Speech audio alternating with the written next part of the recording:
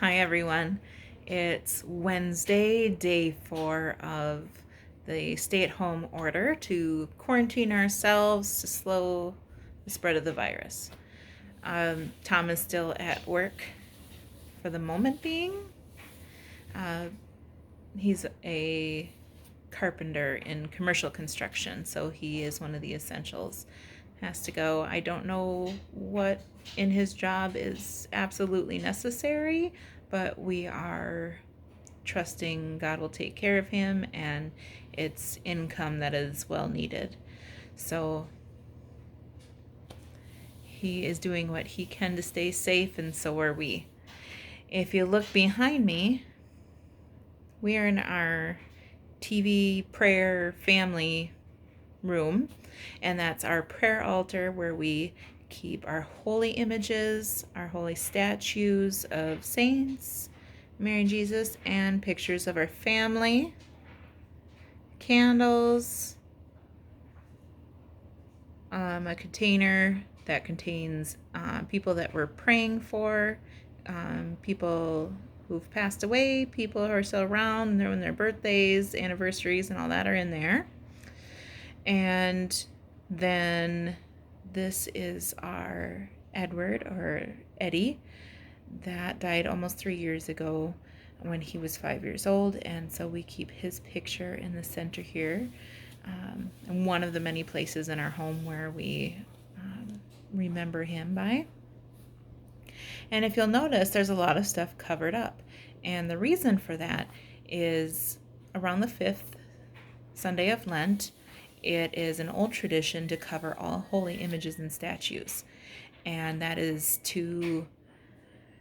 it's a time that's, around the halfway point of Lent where we re-deepen ourselves in our Lenten sacrifices, and we remind ourselves that we are approaching Holy Week, where we talk about the Passion of Jesus.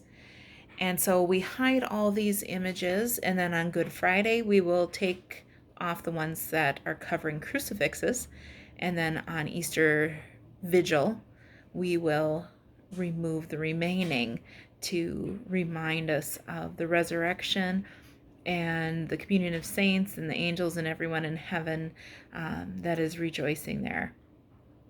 So we have covered that throughout our entire house.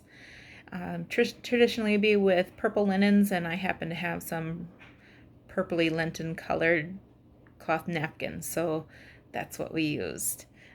Not leaving the house and not digging through old boxes. This works for us.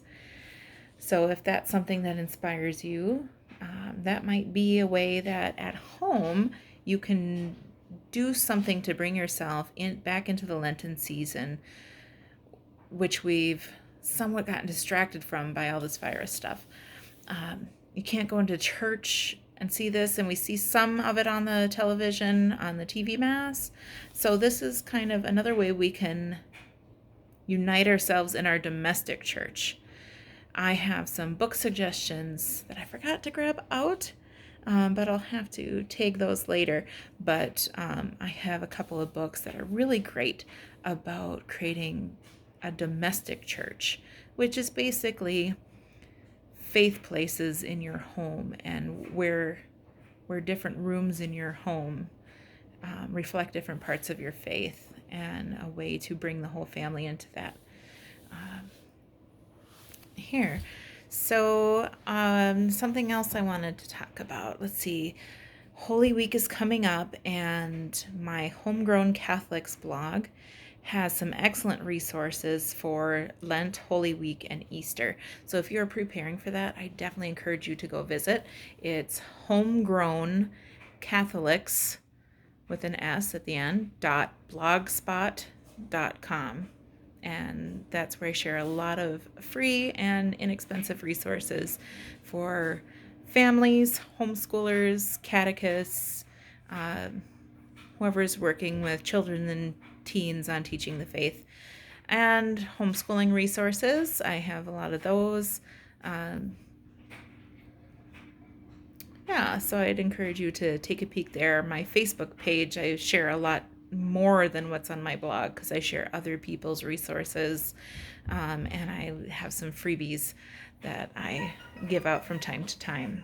So why don't you go and take a look and let me know if there's any questions you have about what we do as a family for the second half of Lent, or Holy Week and Easter. And I would love to answer those questions, maybe in a live video.